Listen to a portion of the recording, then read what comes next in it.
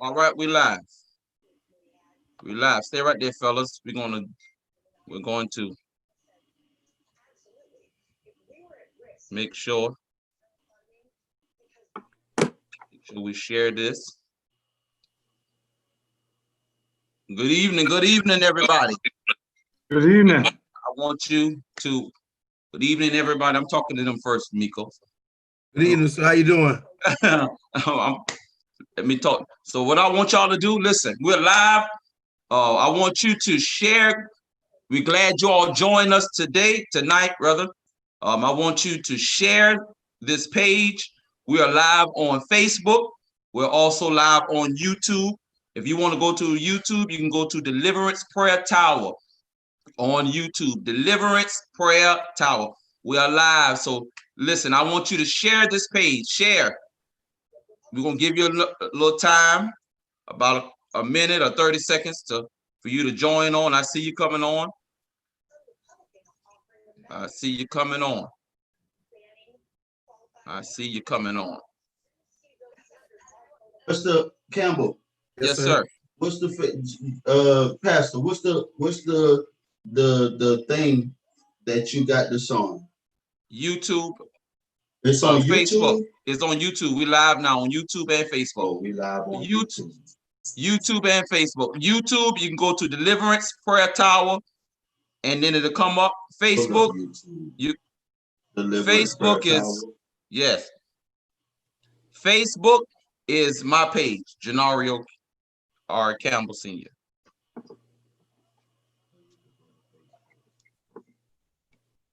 All right, I see y'all coming on in. Come on in, join us.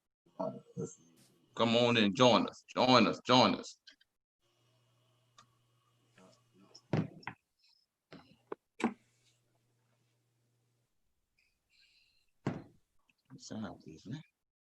All right.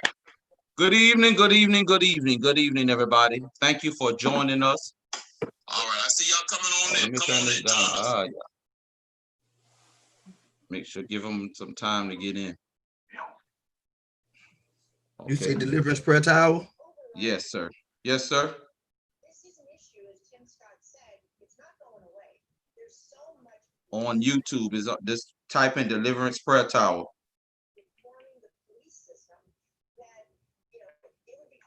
And Facebook, we're on my page. Yeah, and that's where I want Skylar to weigh in, who since you really follow the Trump administration, I'm wondering if you can give us a better sense of how the president might react to the bill proposed by the Senate Republicans, especially if there were the amendments that moved the okay, I see here.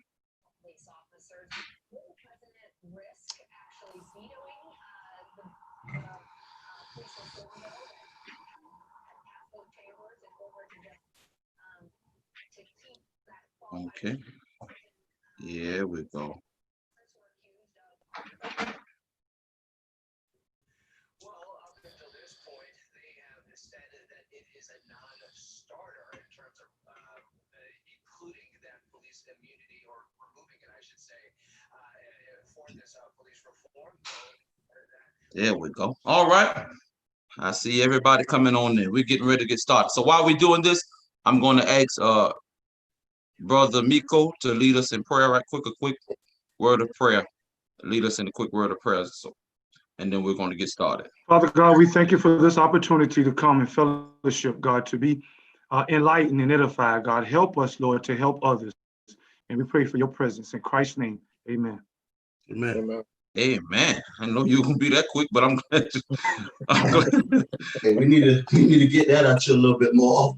Yeah. Glad you've been that quick, but hey, thank you. All right. Yeah. Thank you all for joining us. Now listen, this is Black in America, the way I see it.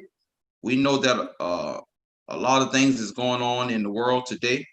And so couple of weeks ago, I was sitting down with a couple of pastors, but it is all right to have the church aspect or the church view but it's nothing like having the view from the streets and the view from where we were. And so that's what we're going to talk about tonight, the way we see it. I have some special guests with me tonight, and I'm going to ask each of them to, introduce themselves as, just their name. So we're going to start first with Mr. Julius Campbell. Good evening. My name is Julius Campbell. You want me to share a little bit about myself, or just explain who I am? If you want to share a little bit about yourself right now, but I just want to, this is just an introduction. That's it. Okay. I'm Julius Campbell. What they call you? Brother Joy or Miko. Oh, now he going to his spiritual name. I came off my page. Now listen, we're gonna have a little fun tonight. And listen, we're not on Deliverance Prayer Tower Facebook page. We're on Genario's Facebook page. So we're gonna, so we're gonna have a little Be free. So yeah, Okay, yeah, gotcha. okay. So we're gonna be real tonight. Gotcha. So there you go, Mr. Sean Campbell. Hey, good evening. How you doing? My name is Sean Campbell, and I appreciate y'all just allowing me to be here tonight just to share my heart. Amen, Mr. Sean Campbell. And what they call you? Peter Paul. All right. Now, next, Mr. Ben. My name is Ben Moore. Oh, that's it. They don't call you nothing. Well, Mr. Ben Moore. Okay. Ben Moore. All right, got you. All right, and last is Mr. Campbell. My name is Victor Campbell, and better known as Mr. Campbell. Mr. Campbell. We're not doing AKAs now. You know what I'm saying? Okay. If you don't want to do AKAs, that's fine. That's fine with me. We're not even gonna do it. But listen, I am so happy to have these fellas on with me tonight. If you don't know, I'm gonna let the secret out the bag. 3 of these fellas is my biological real brothers. These are my brothers. And Brother Ben Moore is my brother-in-law. That's my brother as well. But these 3, Mr. Julius Campbell, Mr. Sean Campbell, and Mr. Victor Campbell, they are my biological brothers. They are my brothers. Real brothers, same mama, same daddy. Real brothers. And I am so happy, and Brother Ben, and I'm so happy to have, come again? I'm the playing child. Well, we're gonna leave that alone. We're gonna leave, and child. he's the one, the reason why we're late tonight. So let's talk about that. So see, remember the bus. Not Campbell downstairs, is it? Not Campbell downstairs, is it? So we are excited to be on tonight. So listen, we're going to talk about being Black in America, the way we see it. These fellas have been through some life experiences, and I tell you, one of my theologians is on here tonight. Brother Sean Campbell. Y'all, as I preach, y'all often hear me say he's a theologian in his own right. He's a theologian in his own right. So he got sayings, and he got also some good words. And so we're gonna hear some of those words tonight. We're gonna hear some of those words tonight. So again, thank you all for joining us tonight. Again, share this live page. We're again live on YouTube, and we're also live on Facebook. So listen, we're going to go ahead and get started.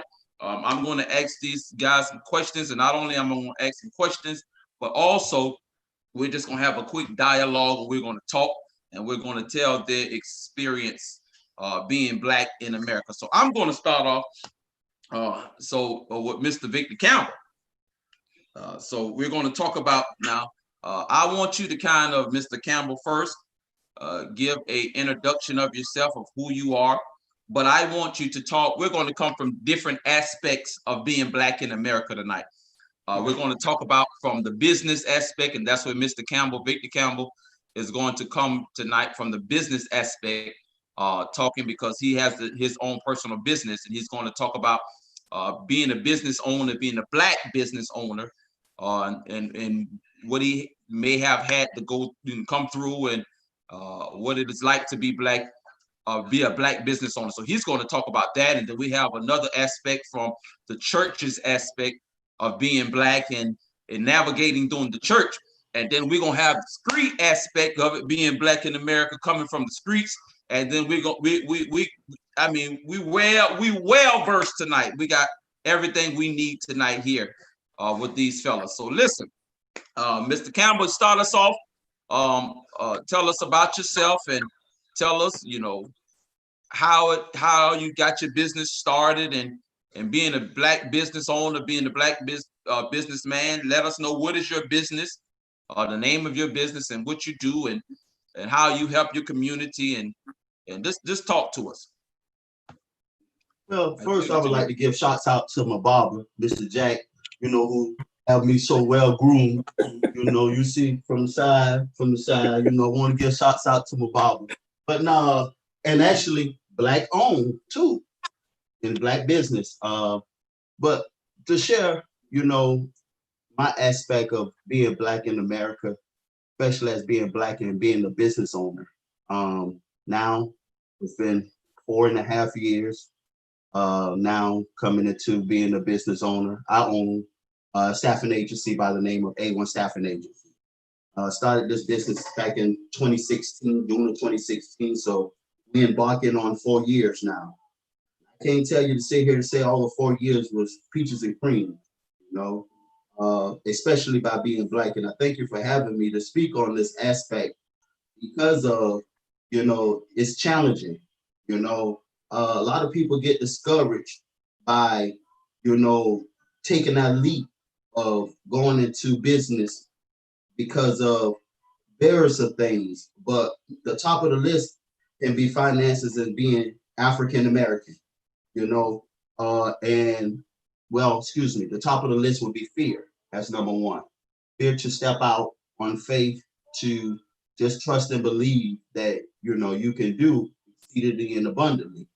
But being Black and being a Black business owner in the industry that I'm in the hospitality industry, and being in the hospitality industry is a great market.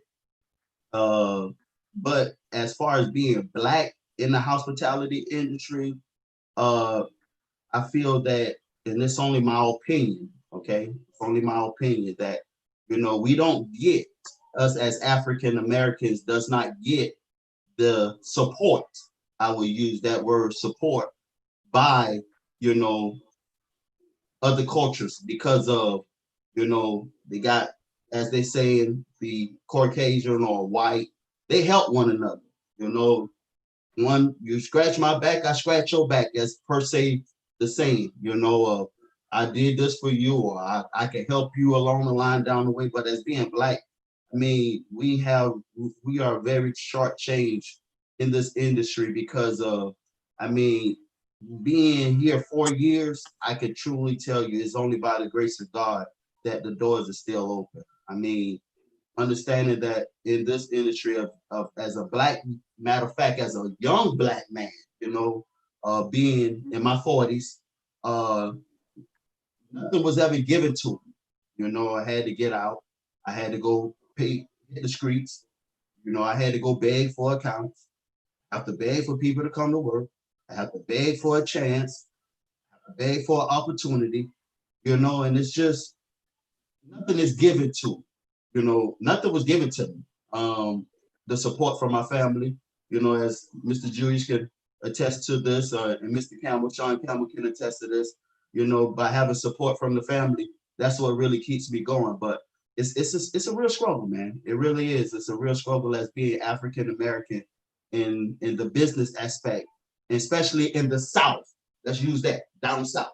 You know, we got quote unquote Southern hospitality, but again, you know, as generations and generations before us, you know, we was never given the opportunity. We was always behind and never was in front.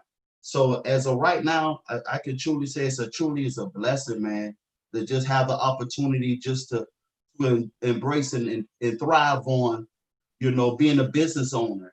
Has it been good? It has. It has its perks, you know, but it can be hard and it can be a lot of weight on you. If I don't go out to get it, it won't come through that door. You get what I'm saying? That saying that having the support of having ancestors and grandparents and and parents who already been in this industry and had business and been business owners to pass it down, haven't been given it.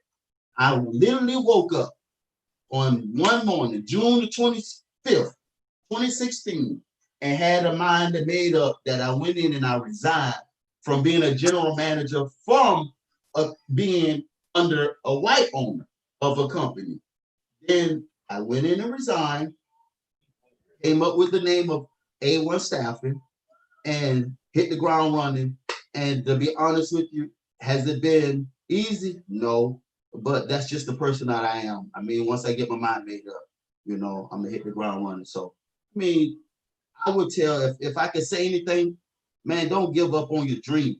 If you have any dream of being an entrepreneur or any business owner or whatever it is, don't ever give up on your dream, because if you only need one person to believe in you, which is yourself. If you believe in yourself, that's all you need. You're not going to have the crowd. You're not going to have the charades of people come in. They go say they support you, but as soon as you get up, you go look around and there ain't gonna be nobody but you. So don't ever give up on yourself. If I could say that, it's hard sometimes now, Campbell. Hey man, it's hard now. Many times I wish I could have, man, you know what? I don't even want to get out the bed. I don't, it ain't worth it. Let me go back and find a job, because as you know, you my brother, man, I had 20, 30 jobs. Right. You know that. And right. I mean, I done been from landscaping. I done been from, I did everything but being the police. Everything. I done did everything. You understand? Right. But, when you find that niche, it's within you. And when you have that thing within you, and you the only person that can bring it out, yes, you're going to have some coaches, you're going to have some people along the way, but it's only you. Once you get that mind and you make up in your mind that, you know what, I ain't going to let nothing get in my way. I ain't going to let nothing stop me. I'm just going to push forward. Hey. So you had to have that, you got to get that footing. You got to you got to get that drive. Everybody, I guess, don't have that drive. But once you have to have that drive to say, listen, I want better for me, because ain't nobody gonna come and hand it to me. Absolutely. So let me ask you this question, and then I'm come to the other film. Now, do you think that saying, as far as the saying, the white man holding me down, do you think that still is kind of no? Okay. I totally disagree with that saying. That cliche. I totally disagree, because one thing, as being Black in America, nobody can hold us down but ourselves in certain situations. But yourself. There you go. But ourselves. I mean, one thing about it, me, and I can only speak of me, I'm my biggest critic. You can say what you want to say about me, Genario. Ben, you can say what you want to say about me. Mr. Cameron, y'all can say what you want to say about me. But me, that'll be like water off a duck's back to me. But me, I'm my biggest critic.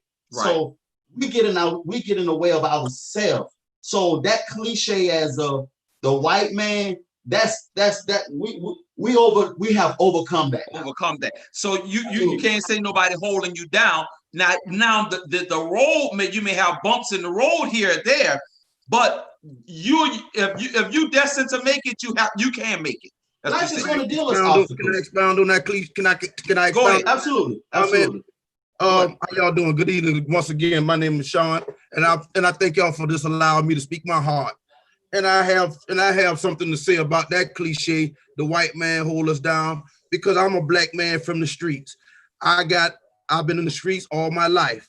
I amassed a fortune in the streets, and everybody know me for who I am. But speaking from the white man is holding us down as a cliche, is all coming from a mindset. And I believe if you can change your mind, you can change your life. And that's what I've done. I was incarcerated. I've been to federal prison. I went to federal prison on a 10-year sentence. And I went to federal prison when I was 30 years old. I never had a job. I had my long Schumann car, but I never had a job. Like I said, grew up in the streets of West Savannah. I'm from West Savannah, Augusta Avenue, Fairwood Homes. And like I say, the mentality of a Black man in America today is all predicated upon his mindset. You know, if you could tell what a man is, you could tell you could tell a lot by a man from what's in his heart. If he says what is wrong, it's because if he's speaking what is wrong, it's because he's thinking his mind is wrong. And if his mind is wrong, it's coming from his heart. So that the white man did this to us and oppressed us. Yes, we've been oppressed for all our lives, and we understand that.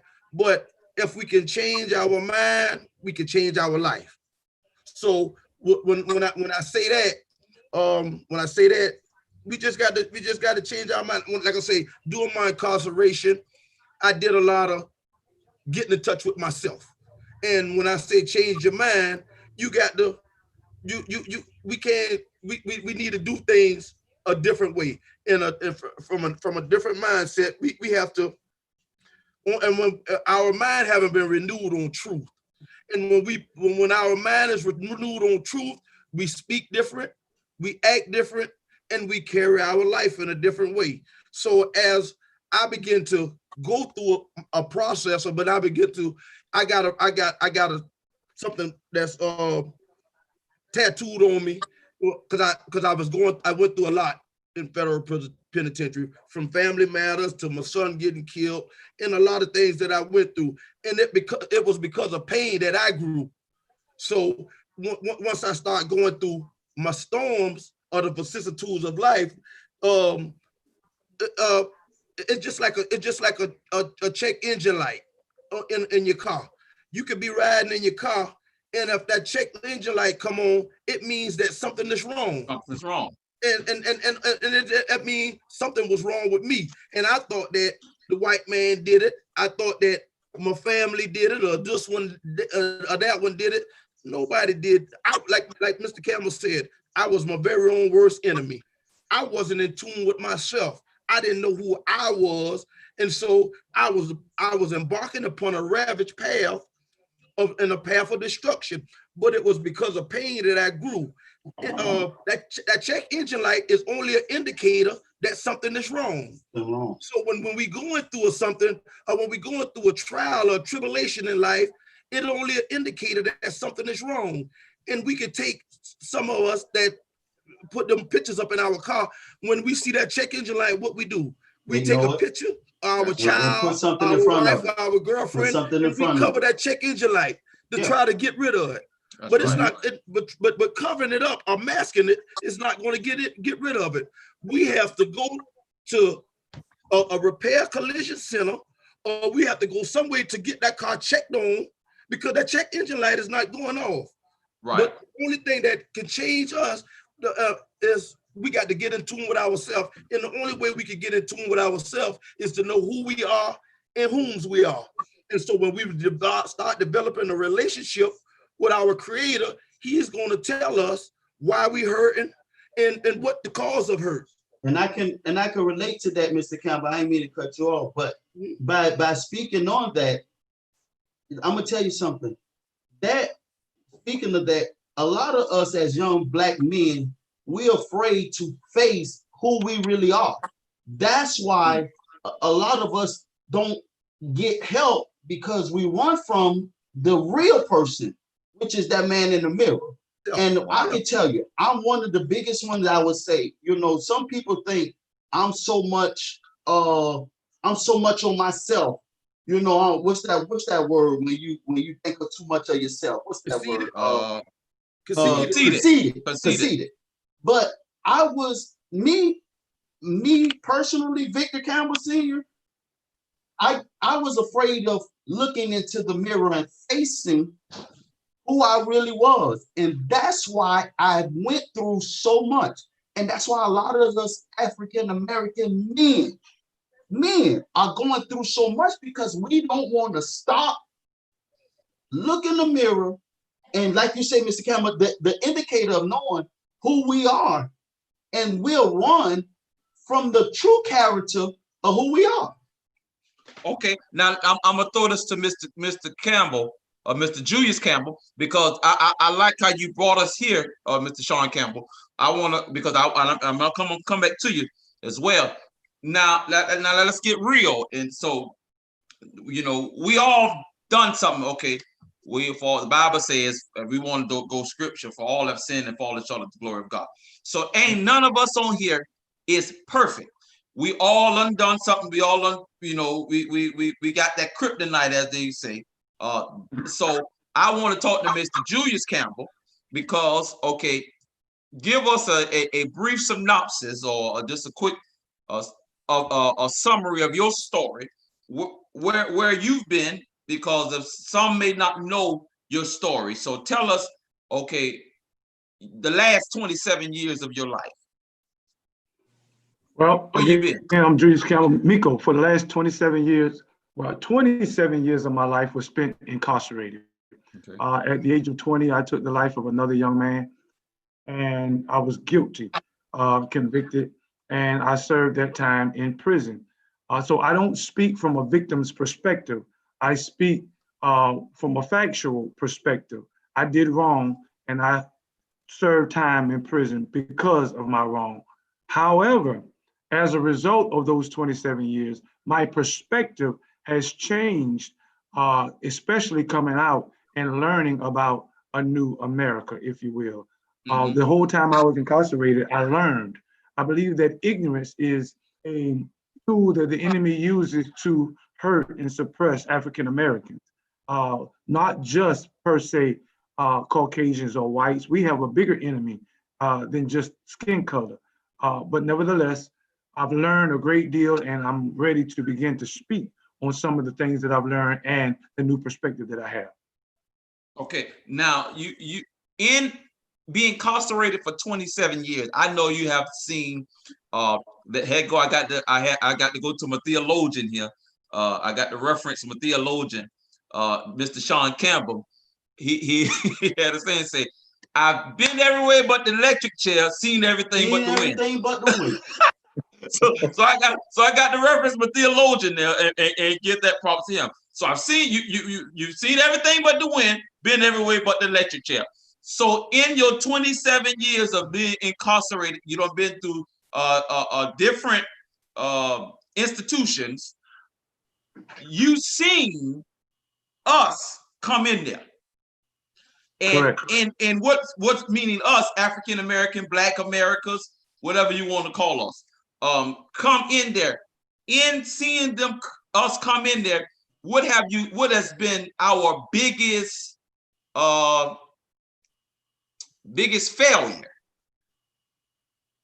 If coming in there as African American men? Yes. When you say biggest failure, what do you mean? Okay. Let me rephrase that. What has been when we came in there, what has been our, okay, I'm trying to see how to put this. Y'all may help me. And I can speak on that as my when you we do the same thing, Mr. Cameron, hoping for a different result. But when we come in there, you come in there macho, you come in there strong. You know, you come in there, you know, what entering in there, what have you seen? Let's use it as that. When they enter, what have you seen? And then from the time that they start serving and all of that, what have you seen in entering the if I'm understanding your question correctly, I would say one of the biggest setbacks for African Americans that entering to the prison system would be victimization. We believe that when we come to prison, it was another person's fault. And because we believe that it was another person's fault, it takes us some 5-10 years to realize, you know what, I did this to myself. Now, granted, there are many in prison who were railroaded. There is a percentage of people who are in prison who have been lied on, falsely accused. So I am not talking about that percentage. I'm talking about those of us who do harm to ourselves because of a victim's mentality. So when I saw a lot of young men come to prison for the first 5 years, they blamed everybody but themselves. And in that 5 years or so, that was wasted. And then they were ignorant to education. Many of them had to be forced to go to school to get their GEDs. And also you have single parent. Many were raised without a father. And so because they were raised without a father, they did not know how to be a man. A lot of them, instead of being masculine, they were feminized because their mothers raised them. And so therefore there was a lot of, as Mr. Sean used to say, sleepy feeling young men in the prison system. And so therefore I've learned that Lord. when you come together and try to change, as Mr. Sean said, the mindset of African Americans, then that's when I recognize men who are leaving the system and doing something when they left the system. Mr. Campbell, Mr. Sean Campbell, I mean, we done gave about 5 of you need to write a book, man. We done gave about 5 of you. But go ahead. You said you was gonna jump in on that. No, but like as I was saying, when we enter the system as Black men, we go into the system blinded, we don't go with the expectation of change. First of all, some of us are given 2-3 year sentences, and 2-3 year sentences that I mean, it's enough to change a man. But then we have we allotted that small amount of time, so we just go in to try to get that little 2-3 months over. I mean, that little 2-3 years over, and then we coming back to the same thing. With me, like I say, doing my incarceration, the first 4 or 5 years went by smooth, you know, and then after the 6th year, like I say, the storms of life comes upon you.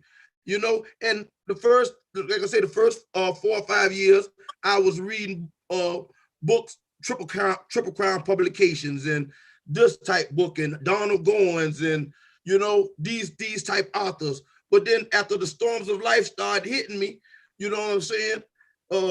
Pain, like I said, because of pain, I grew. So I started endeavoring in T.D. Jakes and Creflo Dollar, and Miles Monroe, and these profound authors. And that's why I say, if you can change your mind, you can change your life. And so I started changing my mindset, you know, and that's why I say you could tell a lot about a man by what he say. If what he says is wrong, because what he's thinking is wrong, and if what he's thinking is wrong, because his mind and his heart haven't been renewed on truth. So when I start putting these truths in me, then I start seeing my character change. I start seeing my actions change. I start seeing my vocabulary change. And like I say, if we change our mind, we can change our life. But it don't stop there. We have to bring this change back out with us. You know, just like Mr. Campbell said earlier, Mr. Victor said earlier, people will say that he's selfish. I come to everybody still have that realization of self-gratification, but then it comes a point in your life when you start to mature, and then you start understanding that it's not about me no more. And as Black men in America, as Blacks, we have to get rid of the mentality is all about us. Like I say, it's easier to expound on the white man and what he did, but it's challenging to talk about ourselves. Absolutely.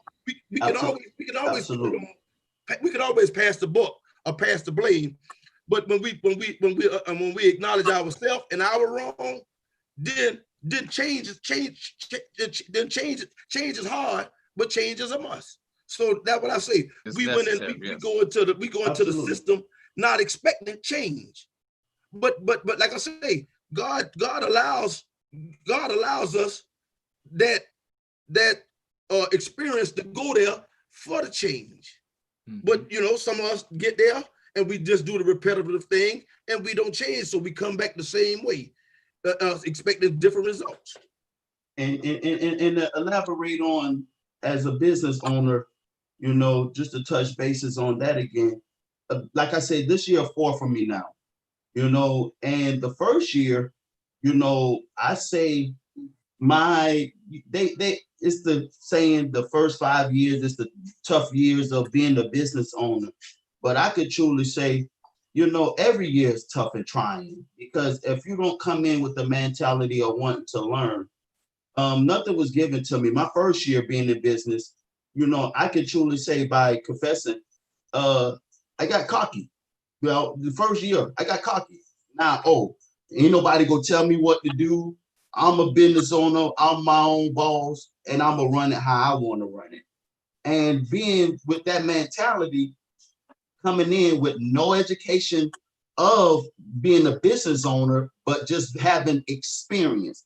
Mhm. One say you don't need education as long as you got experience. That's not true, you know, because I can have the experience all day, but I'm gonna keep finding myself not going to the next level. The education brings you to the next level. So those two work hand in hand. And by being in business the first year as an African American, I hit the ground running at home, ran through that briefly. And again, coming from the streets. Again, not saying who the AKA is or Victor Campbell is, but again, I have a similar life as Sean Campbell, coming from the streets. You know, one thing about it, in my blood, I'm a hustler. You know, that mentality as the streets per se. You know, I just changed the culture of being hustling the streets to bring it into the corporate world. You can hustle both ways. You know, you can have that. You can have the hustle mentality in the streets, and you can also have the hustle mentality in the corporate world. So by being who I am and the background that I had, I've always been a hustler. So I hit the ground running, went out. It at the time, it was just set up. It failed because I've been in this industry over 15, 16 years. So I knew the people. So it just was a smooth transition, but I didn't have the education. Nobody set me down and say, okay, you done did this. Okay, now put this in perspective. All right, once you put that in perspective, this will fall in place and that'll fall in place. I crammed it all in together and just ran. And end up losing everything, almost everything that I ever built. It just, so if I could say, man, us as African American, as being a bit, it's nobody in our way. You know, that cliche, going back to your question, Mr. Campbell, the white man is in our way and the white man is holding us down. No, man, the second year, I went fool. Money, and it was legal money. It was legit money. Oh, man, please. Now I'm gonna throw Brother Ben in here right here. Now let me ask you, Ben, have you ever been racially profiled? Or Me personally, yeah. no. What is your experience growing up Black in America? What is your experience? Because we all have different experience. Our experience may not be, you know, the same experience. I was in the streets, but I was in my mom's house. There you go. See, we got about the same experience. I had like one foot in and one foot out. I wasn't heavy like my counterparts, my brothers, you know, in the streets like that. But you know, when I got a little older, I had a little taste and come on out. I had a little sip and then I do it. So what is your, you know, we all got different experiences. Talk to me, Ben. Okay, well, my experience is nothing like them. You know, mine was just enough not to get in trouble. I kind of played it safe. You know, it was not too much of. I was raised a little different. I say that. I had a strict daddy. He didn't play no games. You know, so it wasn't. I say I was Black privileged, if that make any sense. Can y'all hear me? Yes, sir. Yeah. Okay. Yes, sir. Yes, sir. Okay. Yes, sir. So it wasn't. I was fine growing up. I worked hard for everything that I had. You know, I was never subjected to any racism or being racial profiled or nothing like that. And I'm pretty sure that I'm not the only person that has been like that, being an African American. You know, it's a lot of us that don't have that same experience that we see on TV, that we hear people protesting about. Don't get me wrong, you know, I have compassion for what goes on, you know, but me personally, I have never experienced it before. Hey, we all have different. So go ahead, Sean. Yeah, jump in. Go ahead. Brother, and I believe wholeheartedly. You know what I'm saying? Like you say, that's the background that you came from. But could it be? I'm just asking the question. Can it be you was oppressed and didn't know you was being oppressed? Just a question. Everybody don't experience racism at the same, but like you say, it could have been first grade, second grade, third grade, elementary school. You could have been put in the back of you could have been put in the back of Miss Ellison line with at the front of the line, not knowing, but is it possible that could have happened? But if a possibility, but I don't remember it. Oh, yes. I mean, we all have been suppressed because racism. Excuse me, but racism is masked. Yeah, you know, it's masked. It's prevalent, but it's masked. Like now, it's no white sheets. It's no white sheets, but white shirts and collars. So it's not blatant. It's not blatant as it used to be, but now it's. Absolutely. You know what I'm saying? That comes in other forms. Mm-hmm. What's your occupation, Ben? I work for a place called Lineage Logistics. We deal with shipping out fruit products. Have you seen the look at the moderator that took over? Go ahead. Have you seen other cultures come in and surpass you, but haven't been there as long as you? I have seen it once because I'm also in leadership when it comes to the company aspect. But it was again because of schooling. It wasn't because of the color of my skin. Okay. And again, that goes to play because white culture has more, or I'm not going to say more, but a higher education than some of us African Americans. Goes back to say experience versus education. Now they could be on the same level as far as experience. You get what I'm saying? But the education level is here and there. You know, not to say that you're not qualified, the person to be qualified for the job. Like me, I don't have no business degree, and you put the company side by side together. My company could do the exact same thing that the white company could do, but who you think that would get the chance before me? And that's what I have been faced with. You know, I'm gonna give this company the bulk of the business, but I'm gonna bring you in just to satisfy. You know what I'm saying? So again, I like what you say, Mr. Campbell, that you can be suppressed but not know it. You know. Mr. Denario, may I interject? Go ahead. You asked me a question. You asked me, what did I see going in prison? Mm-hmm. But I also want to share what I've seen coming out of prison. There you go. Talk. We here. Go ahead. Yeah. And I'm hearing what all of you are saying, and there are different perspectives and different agendas. But I want to say this: we are talking about the oppression of the white man and the issues of racism. Granted, that is true. But also, I think we need to talk about us, African American, as well, because we are still, I believe, ignorant to some of the things that's going on. Let's use facts, for example. In 2010, we know that there were about 3% of the population, the United States population, was incarcerated with a felony conviction. And of that 3%, 15% of them were African American males. In 2014, we see that 2.3 million, that's 34% of African Americans out of the 6 million people in America, period, comprise or make up the prison system.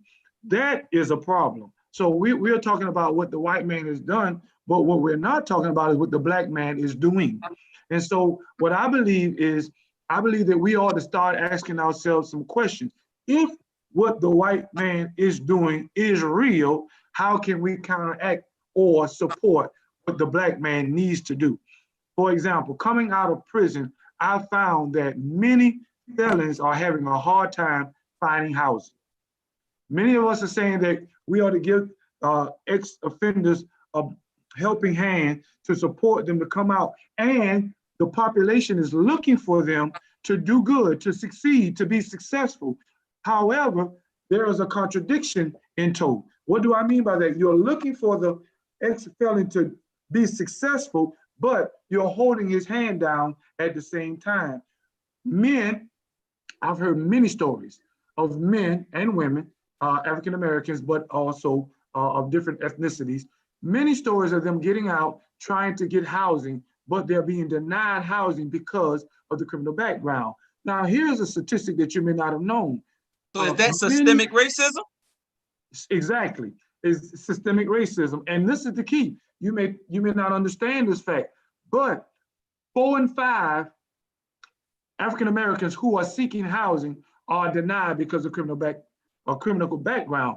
However, do you not know that, and I don't know if this statistic is accurate today, but at least 70, I believe, percent of African Americans have some sort of conviction or incarceration in their lives. So if that is true, then 70% or lower or higher, I'm not sure right now, will be denied. And therefore, that's where pressure come in. And when pressure come in, we all know that pressure do what?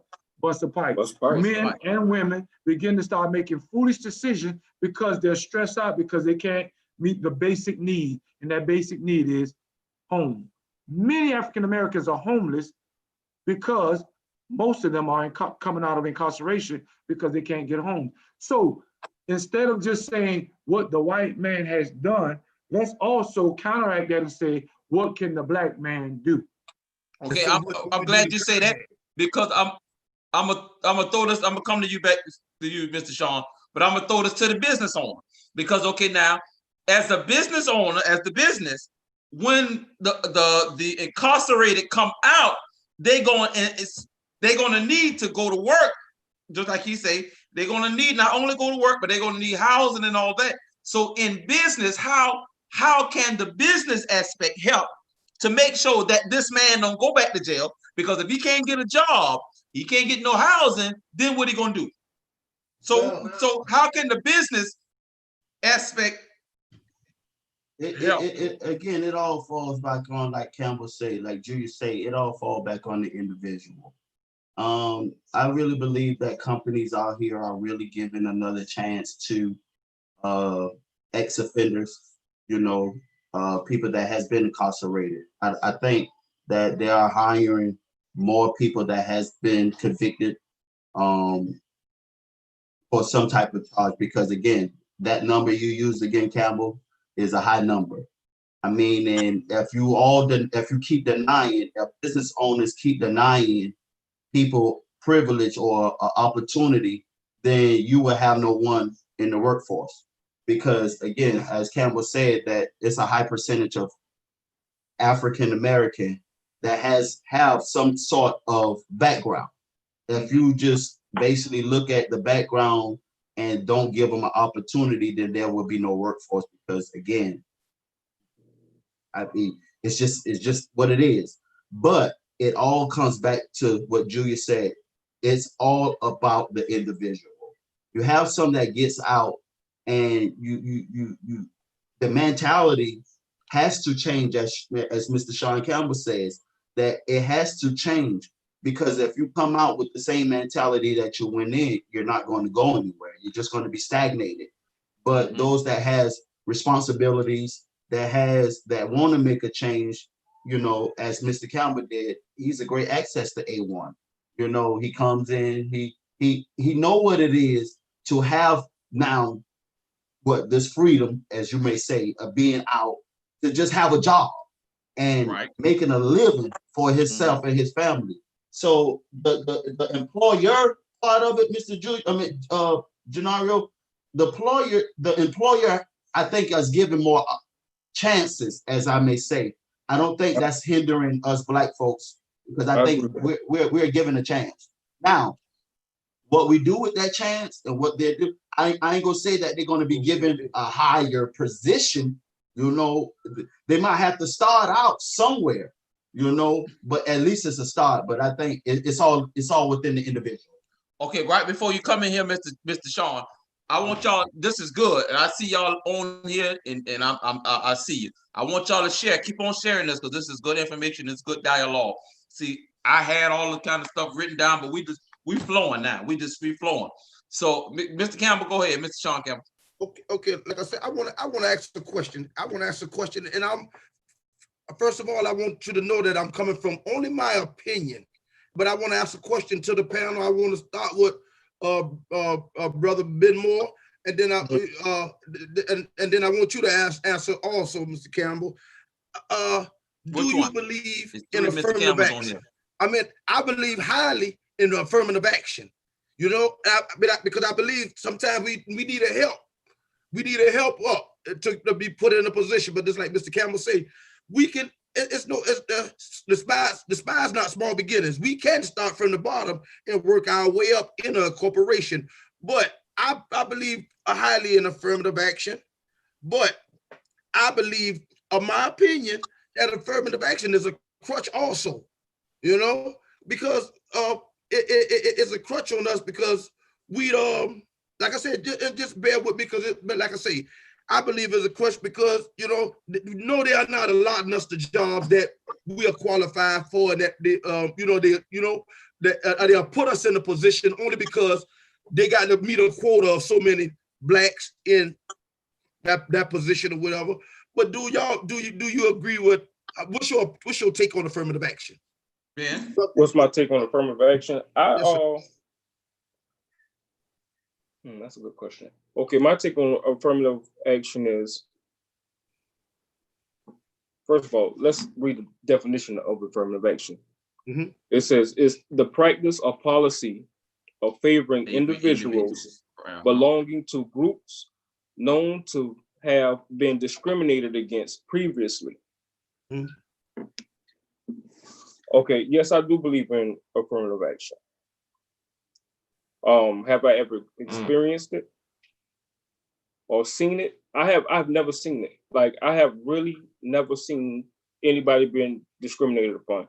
I have seen, like Brother Julius Campbell said, I've seen opportunities given to inmates, even at my job, programs set aside for people coming out of halfway houses to go straight transition from prison to halfway houses to a job, so they could make a steady living. I've never seen people being discriminated because of race, color, or creed.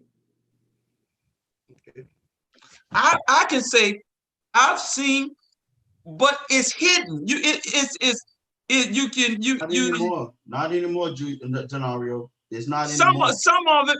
It's all depending on the company. What's the word? The industry. Company. Absolutely. It's all. I mean, again, your industry might be different from Sean Campbell industry, from his industry, but coming from the industry as again Black owner, it's hot. It's at an all time, because to be given the opportunity that I can say that am I given the same opportunity that the other white individuals given? By far none, because hypothetically. So do you feel like you had to change? What I mean by change is because do you feel some of the clients that you get or some of the jobs that you get is okay, we got to give Campbell this job, you know what I'm saying, to keep peace. Keep it down. Well, it's a certain. Go ahead, Sean. Say that again. You believe that they say, "Oh, I got to give Campbell this contract," or it's going to be something else if we don't give Campbell this contract. To be honest with you, I think me as an African American is given that opportunity because they know that the job can get done. But are we going to be, is A1 is equal to B2 as far as compensation? No, not by far, no. I mean, we know that we could get this done at a different compensation, but yet the B2 come in and knowing they're not producing nowhere near where A1 is, and the compensation is like this. But again, we'll do this because we know the job will get done, and we got to get it done. So it is suppression. It's real in the industry that I can say that I've seen it, because I've been on both sides. I've been the general manager of a company that was owned by a white individual, and now I'm a black owner. There's some people that is dealing with B2 and won't even deal with A1, and they know A1 can get the job done. Can get the job done better than B2. Better than B2. Right. So racial profile, yes, I believe, honestly, I see it every day. I mean, I can speak by going to clients, and I've been to them several times, and they have expressed where what B2 is not doing, and I know A1 can do this, but yet is A1 given an opportunity as B2? Not at all. So that suppression is real in certain industry. It might not be happening in. Let me ask you this. Maybe is it because we're being real on here tonight? Is it because of looks? Do looks play a part in it? I'm just asking. Do looks do talk, speech, No, all of that play a part in it? Because sometimes wait a minute. Let me, because I'm asking this question because did anybody had to change? Okay, let's say A1 may be employing, not A1, I'm using B2 may be employing a lot of African Americans that may be kind of dragging the feet a little bit, and because you don't want to be discriminatized on nobody, or you don't want to, so they may get people that is us, and A1 may got some nice polished person. You understand what I'm saying? So you think they may be picking A1 better because A1 got polished people, and B2 got some people that in this industry we're dealing with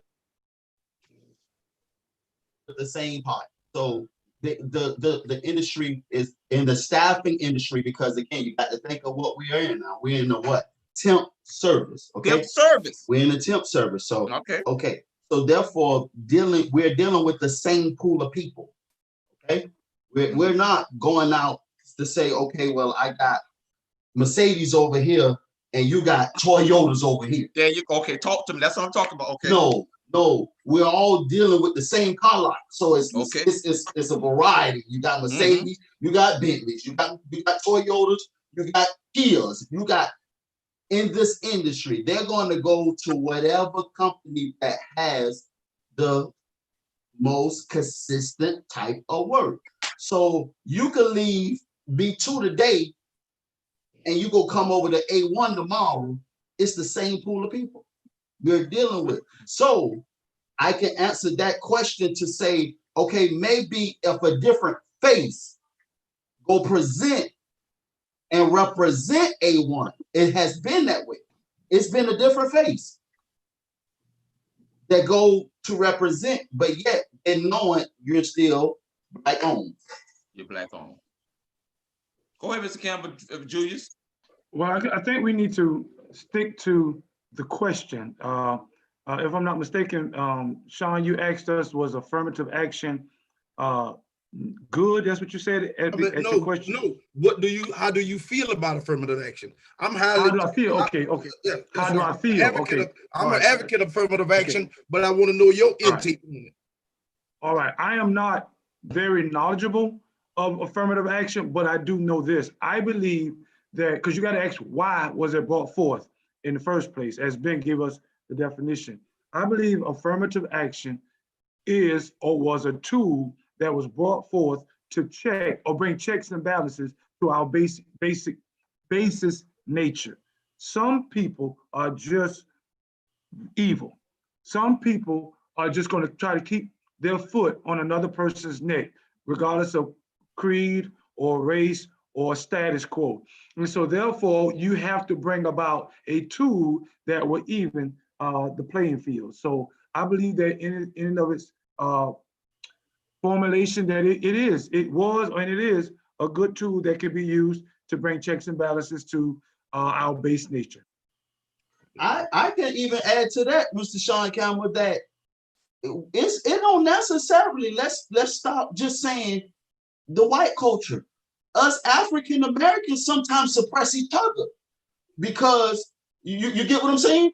Because I've been where, and only by experience, that the black person could be in the position to elevate you to a whole nother level, but they suppress you because they feel, oh, I don't want you to get above me. So let's not just put it on the white culture or the white color. Because we was a native with the quote unquote crab in the basket mentality. That's it. We don't want to see how other counterparts thrive upon us. You know what I'm saying? Like you put that crab, you trying to pull that crab out of that basket, and what the other crab is going to do? Pull them right back down. We was a native with that mentality, but we have to rise above that mentality.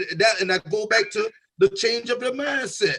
And I might get criticized for this, but I want to say this. We saying Black Lives Matter, which we do. We matter tremendously, but you know what I'm saying? And yes, we are being opposed and they're killing us. But the question I want to ask, well, why are we killing ourselves though? Why is we killing ourselves? Why is there so much black on black crime? I mean, why are we killing each other though? Why? That's the question. Why is we killing each I other? like that coming from the streets, from a person that because talk. That's what I'm saying. Dialogue. I think Campbell, because to be honest with you, that question you couldn't ask yourself, or you could not, not yourself, you couldn't ask that question 20 years ago. Because the reason why I'm saying that is because we fit in to our environment. You get what I'm saying? Because I'm going to only be a product of my environment. If I hang around that type of environment, then that's what my actions is going to be. So therefore, now when I come out of that environment, now we can look back at it and say, we was, to be honest with you, by all means, anything that cross us, by whatever, we go defend ourselves. B, if we got any problems, we go handle that problem. Isn't that right, Ms. Campbell? If you got any problem, I live by that. I myself, coming from the street, I live by that. That was me. But you know what I'm saying? Like I said, we got to rise above it. That's because it's a new dispensation of time. Okay, let's look at West Savannah. Product of West Savannah, all of us, okay? Especially you, Sean, Victor, Mika, and Miko. Okay, now when you look at, that's going into my next question too. When you look at West Savannah now, all you see is my children. What I mean by my children age. All on the corner is 18, 17, 16, 19, 20, all that to the most round up in that age. They don't give a care. Yeah, and it grieves me.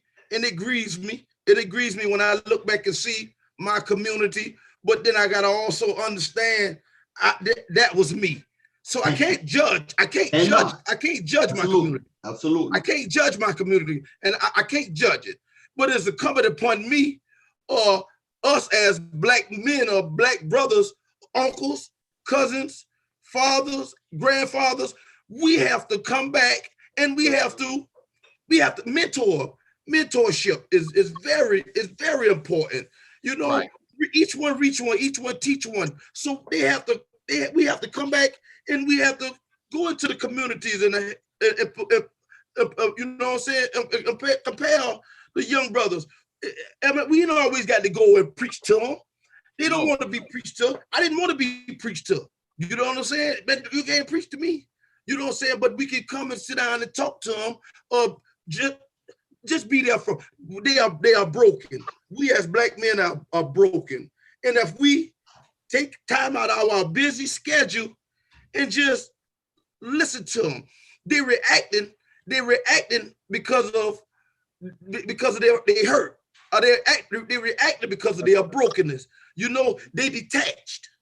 Once upon a time, 20 years ago, when you take him in front of a judge and you give him a life sentence, he fall all out in the courtroom.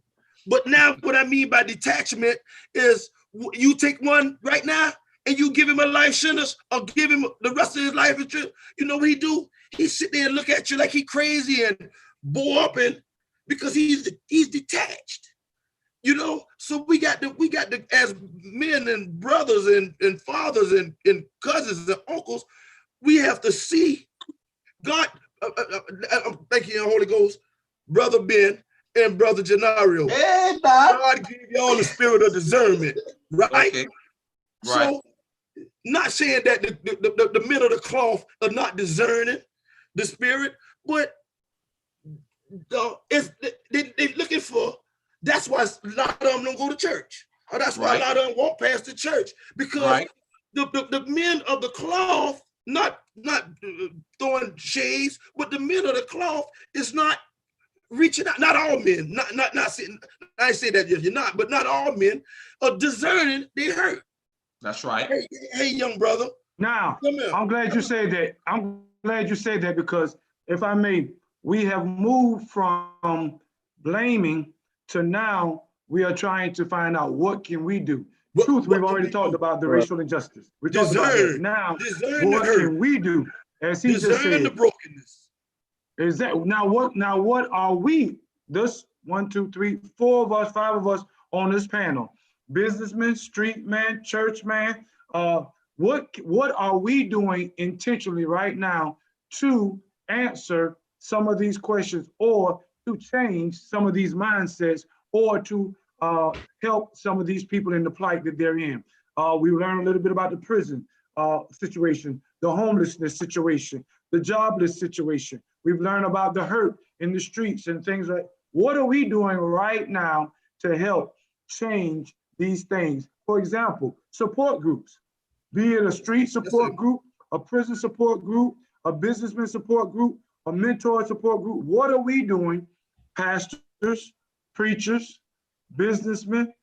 What are we doing right now to help change the course of our African-American people? That's what I think that we ought to begin to talk about right now. There are a lot of people right now getting ready to get out of prison. A lot of people get ready to get out of prison right now and don't have a stable house, don't have B, gainful employment, and don't have C, a faith-based community that's ready to welcome them in. What are we doing right now to help that? We need to sound the trumpet, gentlemen, to get out of our comfort zone.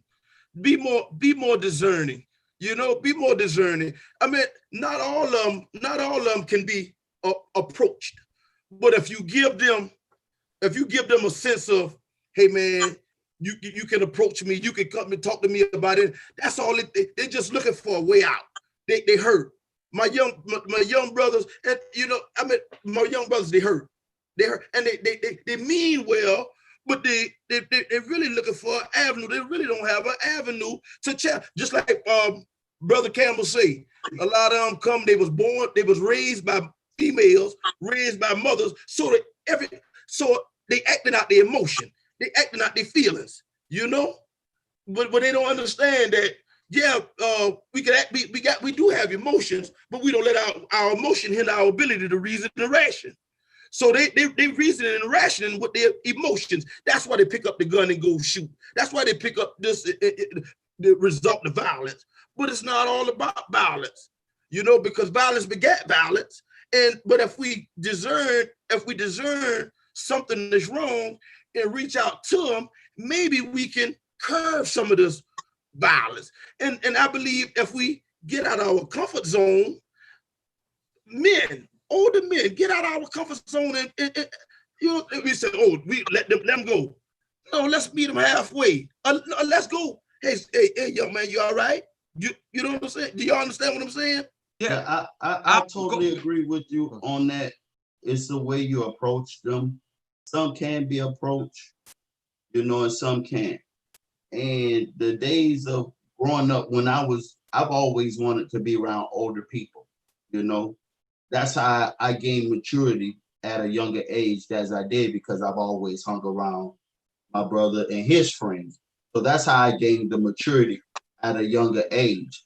But right now, again, as Mr. Campbell said, they have no one right now. I mean, you look at the population, let's go back to our community, like you say, Genario. Let's look at West Savannah. West Savannah is a totally different look right now. There's some people I don't even know, you know. Don't even know. That's true. And coming from West Savannah, we raised in there all our life until we got out of West Savannah. But yet, looking at them now, what the generation is, you're a parent when you're 16. You're a great parent. You're a grandparent when you're 28.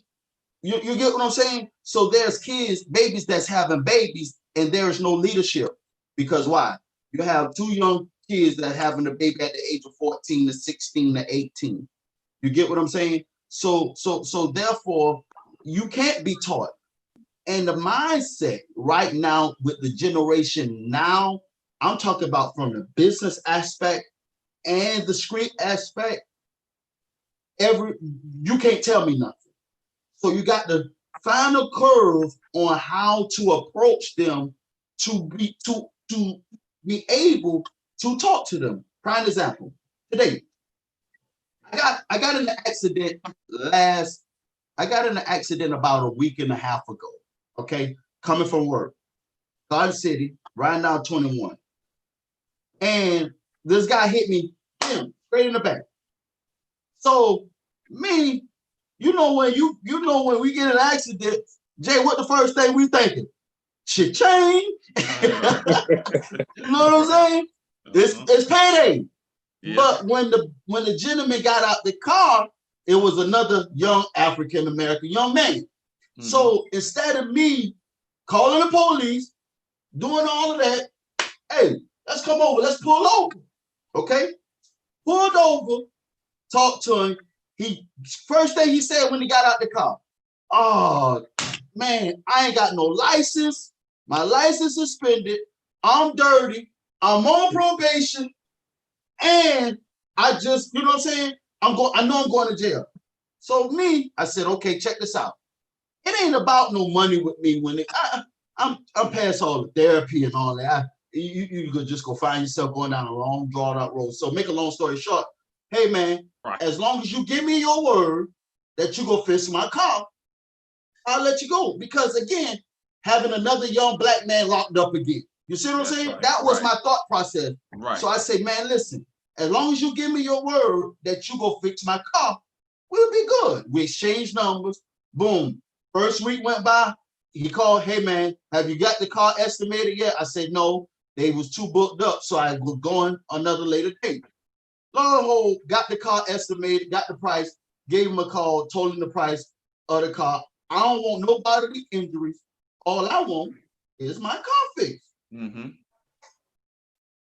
Put me on the block list. So I called him from another phone. He put that phone on the block list.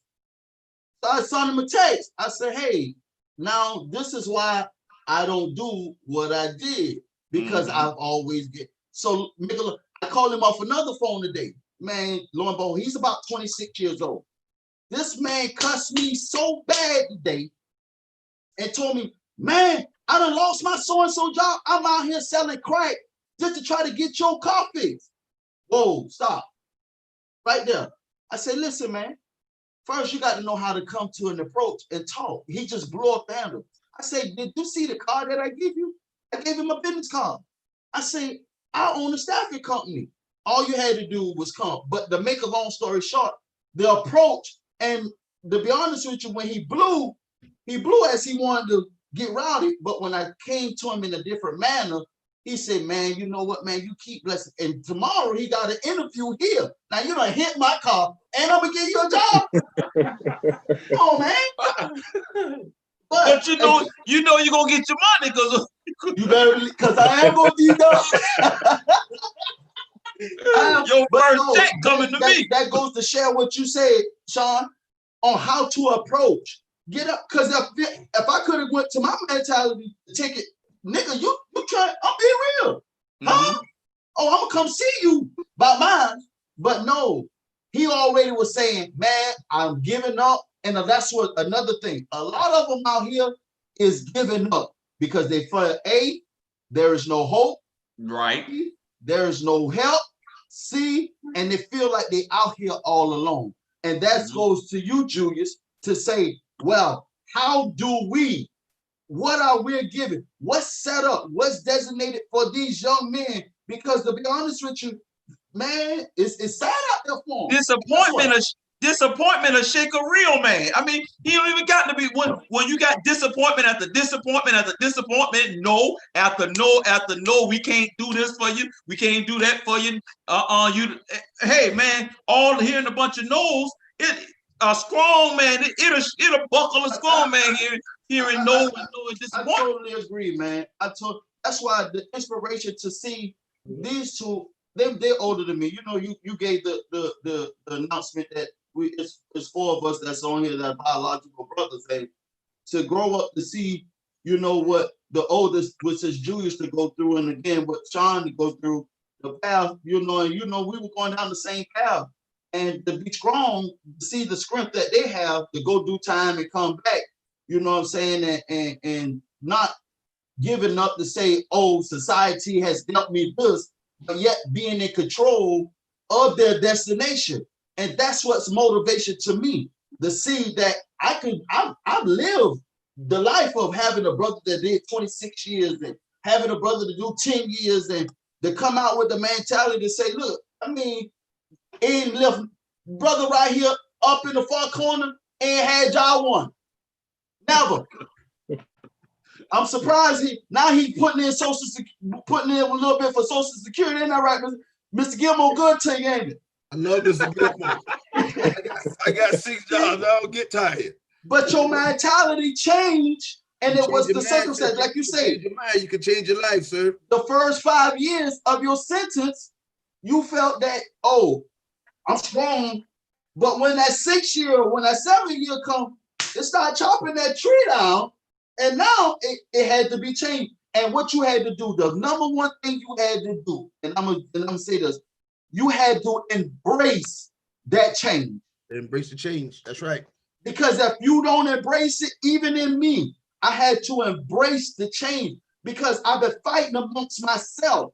I didn't want all change ain't bad. Is that right, Mr. Campbell? All change ain't bad, isn't it? All change ain't bad. That's right. 27 years. Change ain't bad for you, is it, Mr. Campbell? No, it's not. I'm just saying. And the change within me, I had to, because I had to learn how to embrace it. Because when you face that person, and again, I'm agreeing with you, Julius, it is, Sean, it's the individual. That's it. It's not you, Ben, who doing this to me. It's not you, Genario, who doing this to me. It's not Trump who doing this to us. No, come on, man. I want to say this because Julius asked the question. He said, because we got to be proactive and how can we active and proactive. Okay, so he asked the question from the church's aspect. Let me tell you from the church's, me as a pastor, my number one thing is I always want to let a person know, number one, I'm human. That's number one. So I come from that aspect when talking to fellas or when young men come in there, older men in general come in there. Number one, I'm human.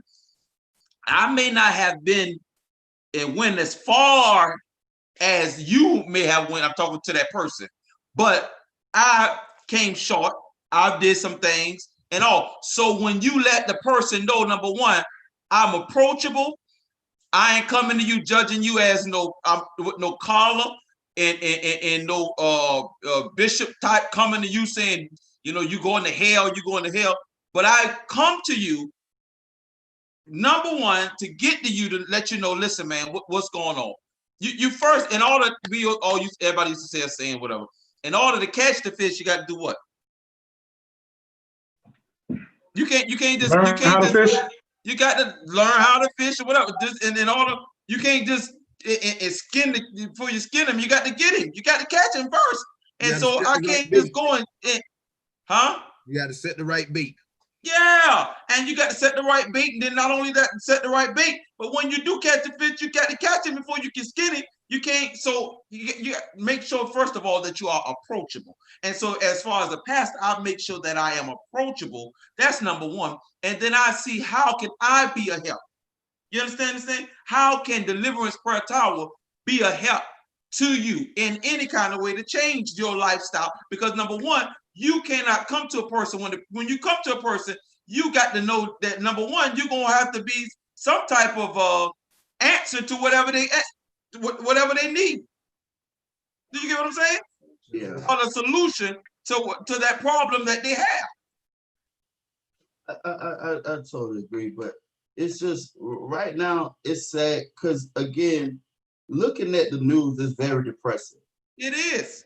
It's very depressing due to the fact that there's a lot that's going on around us right now, and dealing with so many things that's going on around us as saying that that's an excuse. To be honest with you, the way today is, I think all excuses is out the door now because we are given, I think now we're privileged more now than before. Get what I'm saying? Right. I can use Sean as an example. He coming out of prison. The company that he's with gave him an opportunity. I don't think that they held back any type of teaching because you came in with the hungriness of learning. Isn't that right there, Sean? Right, that's right. And Southeastern's been good to me. And my job, like I said, between my air conditioning and the ILA and A1 staffing, employment and cutting grass and I know we've been good to you. Well, you're the jack of all trades. Who taught you how to bartend, Mr. Campbell? Master of none, sir. Who taught you how to bartend? You taught me how to make margaritas, sir. I'm glad we ain't on the church page. So, of course, so being privileged to say, and the excuses, honestly, because I really believe we might not say that we've been given the opportunity, but it's all about the desire of what we want, the individual. I told myself I wasn't going back. I could have gave up. 2019 was a very dark year for A1. I could truly say, like, when I'm talking about dark, oh my God. And being honest with you, to share this, and I haven't shared this with anyone, but to say it starts with, you got to have a strong mind, man, because literally 2019 was so dark for me to within the business, which carried over to the personal. And that's why you done heard of people as Caucasians can't take it no more and do what? Commit suicide. Commit suicide because it gets so heavy. Man, let me tell you something. Man.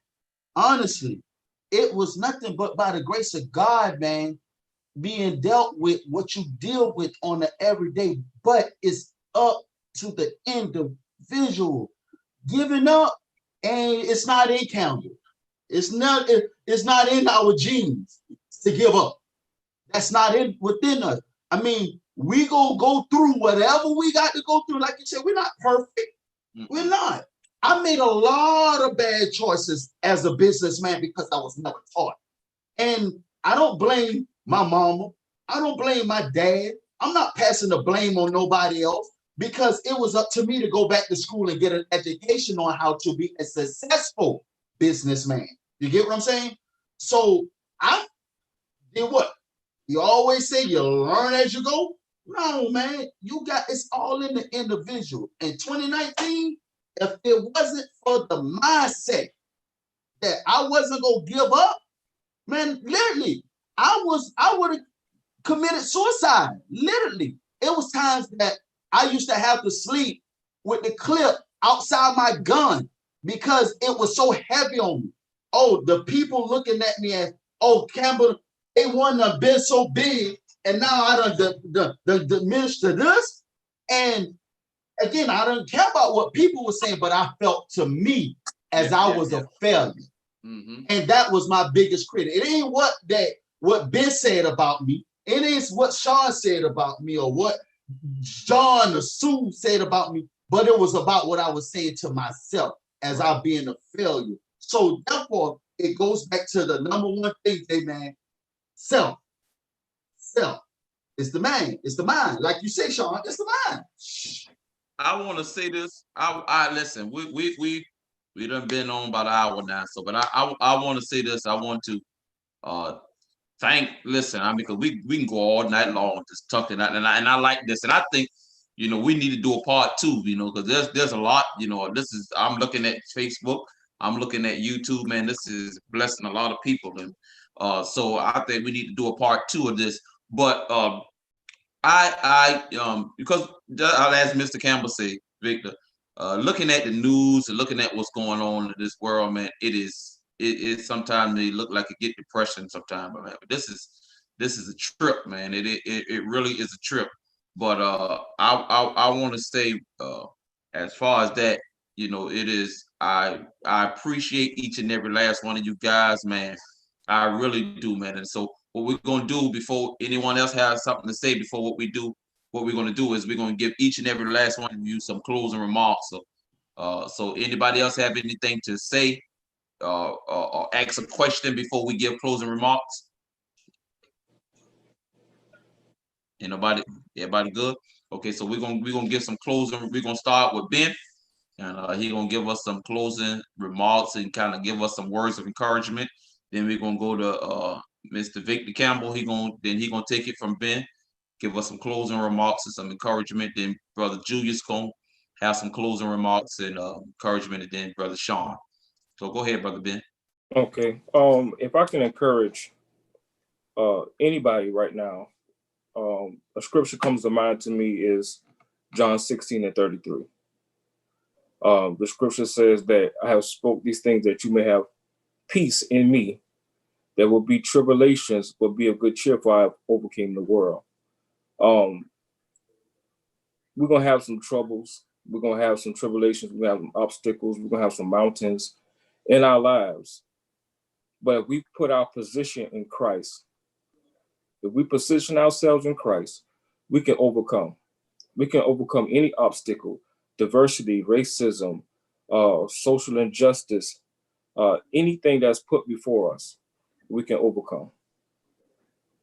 Absolutely, man. I like that, Ben, because first of all, with God, we can't do nothing. We got to remember, we get so caught up in our everyday living and forget to acknowledge where our help really truly lies and come from. And that's why I had to go back to the basics, and if I may share, don't forget, who's your leader as far as the man upstairs, because without him, it's impossible. Us as being man, we can only do but so much, but with Christ, we can do all things through Christ that strengthens us. So just make sure that we don't get ahead of our leader, but just follow our leader. And with following him, that's why he say he will, by him being the leader, he will be the path. So that's why he say, I will direct the path, So therefore, don't forget. And I can truly say I'm a firm believer because I'm speaking from experience. I got in the way of myself. But when I start acknowledging whose I am, then he began to take control over my life. And that's why so many storms, like you say, so many storms that brews up in our lives. But if we just stick focused and stay focused to the one thing that we know, that we acknowledge him, and in all our ways, he will direct our path. Julius? I just want to say that recognizing that there is problems is okay, but don't just stop there. Also present some solutions. We talked about a lot of issues today, be it racism, status, all the things we talked about in the hood and the children and what's going on with who we were once before in single parent homes and prison situations. And we talked about all of these things. And I believe that is good because we are presenting problems, but we also need to talk about some solutions. So if there is a part two, I would hope that when we come back, each of us can say with intentionality that we recognize an issue and we took our time to become a part of the solution. Very good. Once again, I'd like to say thank you for letting me share my heart. And what I like to say in my closing is, what my encouraging word is, confrontation is the beginning of healing. So let's begin to have confrontation with ourselves. Your internet. You done froze? Because if we can change our mind, we can change our. Thank you. I had froze. Yeah, that's your internet. That's your Wi-Fi. Oh. Okay. Well, like I say in my closing, I want to say thank you for just allowing me to share my heart. And in my closing, my advice or my encouragement to the people is, confrontation is the beginning of healing. So let's have confrontation instead of being confrontational with everybody else. Let's be confrontational with ourselves and encourage ourselves to change. Thank you. I listen, man. I really enjoyed this. I appreciate this. Just like I say, I had a list of questions, but I think I liked how we just flow. I think the flowing was, was very instrumental and good to me, But I thank each and every last one of you all. And I'm like Brother Julius, there are some ways that we can have solutions to the problem. I know that there are a lot of mentoring groups out there. I know that there are a lot of things. I know one off the top of my head. I know Fathers Mentoring Sons. That is a group that's out there that that I can say I endorse. That it's a good group. But there are many. Not only that, but we have to as people come together. That's number one. Unity, has to come together. I know I look at and I hear a lot of things going on, the black agenda, but who came up with the black agenda? Who, let's say who said this is what we're looking for, this is what we want. But if we all come together, man, and I like how we first started, nobody is our worst enemy but us. We cannot say nobody's holding us down. We cannot say, you don't have this, you don't have that. Everything is out here that is needed. There go business. You don't have a job. A1 staffing right there. You need a job. Go ahead. That's A1, baby. A1. You need a job. Hey, you can write. I mean, that's a solution, Mr. Julius Campbell, right there. They don't have a job. There goes solution right there. A1 staffing. Contact A1 staffing at 912. Oh. Don't before you give out a number now. I'm trying to help solutions out here. Please, let me handle the solution on that. But no, go to the website, absolutely, and that's good. And I thank you for that. The opportunity, because the solution of employment. I mean, we're looking for some great, dependable people. You can log on to our website at a1staffingagency.net. The letter A, the number 1, staffingagency.net. You could go on. It's a list of job opportunities that's on the website. You just can click on which one that you want to apply for. You can put the application in, and it's going to come directly over to us, and we'll set up an interview. Someone will get back in contact with you on getting you set up for employment. So that's a great solution. Thank you, Janario, for that. And brother, hey, that's a prime example. You see the 2 right there? Look at the 2 A1s. Where you badge at, man? Then guess what? They'll make sure you get to work. What job you know gonna make? Boy, you going too far. I'm telling you, A1 staffing, baby. Listen, Hey, so leave that over to us. Oh, yes, we'll work some things. yeah, Mr. Sean, I'm gonna need some advertising fees. So, but we listen. I appreciate each and every one of y'all. Again, I'm gonna say like this, man. These are my brothers. I'm talking about true brothers, real brothers, biological Love y'all, brothers. man. Love y'all. Yeah, encouraged. Mr. Y'all want to Love you, know who Ben. the oldest? Love you Mr. too, man. Julius Campbell, he's the oldest. And then come Mr. Sean Campbell. Then come Mr. Victor Campbell. Then come Navita. Well, then Ben, then me. But listen, so I thank God. Ben is my brother-in-law, but let me. And I love Ben. And I'm telling you, Ben is my right-hand man. I'm telling you, man, he's a good man. He really is a good man. And I want to say to my brothers, man, let me tell you something. My brothers raised me. I'm telling you, my brothers, they don't take care of me no more. Like they used to take care of me. They used to take care of me, man. I ain't used to have to want for nothing. I'm telling you, now I can't even get a piece of bread, but it's all good. I know they love me.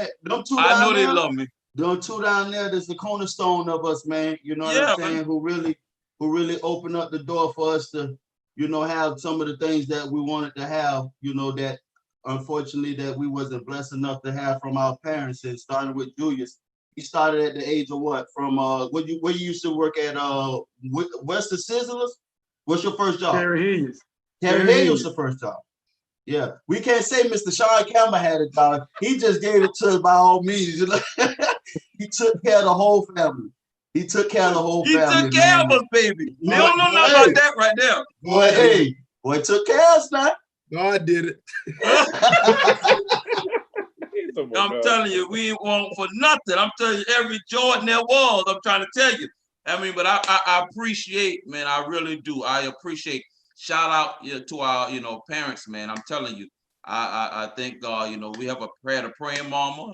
To our father, Mr. JC. I don't know if you're watching, buddy, but peace to you, buddy. And to Smalls, Bishop Smalls. Listen, I'm telling you, man, I appreciate each and every last one of y'all. Thank you for joining us tonight. I don't think this is the end because this was very much good, man. I believe we need a part 2 because just like I said in the beginning, it's good for the church to talk about it and coming from the preacher aspect, but it's nothing like firsthand experience coming from these brothers right here that done experience, that done been. Know what it's like. Some of these preachers don't know what it's like to be in jail. They always been in suit and tie. They don't know what it's like. They can't. And just as Mr. Sean Campbell was saying, they may not know how to draw. The guys that's out there and the young cats that's out there now. But I'm coming firsthand experience right here. That somebody that done been in the, as we say, been in the trenches. Right. And I appreciate that, and I appreciate you fellas. It's Facebook. Continue to share this. With your sons and your brothers. And I know this get ready to be Father's Day coming up Sunday. All of us on here are fathers. I want to say happy Father's Day to each and every one of you. And it's kind of difficult raising men, everybody on here has sons except Ben. He got, them girls is on daddy heart, but it's something about a male child. It's something, let me tell you, you want to be pushed as a man, you have a male child. Have a male child. They're pushing, buddy. But I want to say again, happy Father's Day to these guys. And so we're gonna have a part 2 soon. And I love you guys. Facebook again, thank you. Continue to share this. Also on YouTube, continue to share this. We love you guys. Again, Yeah, Facebook. but you doing numbers? Huh? You doing numbers? What's that, sir?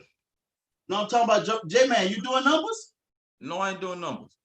Meaning numbers, see, that's on Facebook views. Oh yeah. I mean, we'll see what there is, and it's gonna go up. I promise you, it's gonna go up. Doing numbers, Yeah. So we yeah, man. We out here, man. We somebody big. We somebody. With that. I don't You better let them know. Who you think we is? My brother them had to come and set me up. We somebody. Listen, Sean Campbell alone bringing the views. That's what I'm saying. Don't do that. I'm trying to tell y'all. Look out for that book, man. This is the theologian. I mean, I always reference his saying. I'm telling you, listen, what is my favorites? Huh? He can't say nothing around me that I don't know. When he go to saying words I don't know, what I say, Mr. Campbell, what I say. Give me the definition of that. Gotta give me the meaning. You just say, tell me something, I don't know what that means. That's right. What did he say? One thing I keep, assumptions, what does the Mr. Sean Campbell, what does assumptions do? Make fools of us all. Make fools of us all. I even know that one. I heard that one so many times. Let me tell you, assumptions make fools of us all. I just thank God that he ain't on the island by himself. He's not on the island no more. He's maybe a peninsula. No man. My brother Joy tell me no man is an island in it. That's right. A peninsula maybe, but not an island. Yeah. Listen, I got my street theologian, Sean Campbell, and I got my Christian theologian, Julius Campbell. So I'm good. I'm good on all aspects, you know.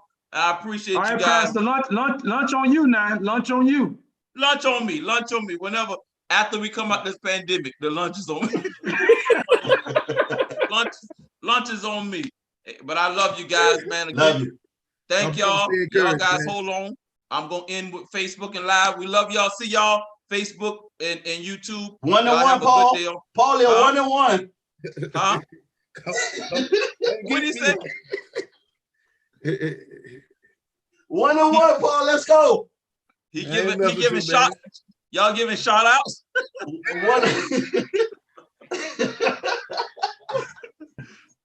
I love y'all have man. a good one, y'all. Everybody.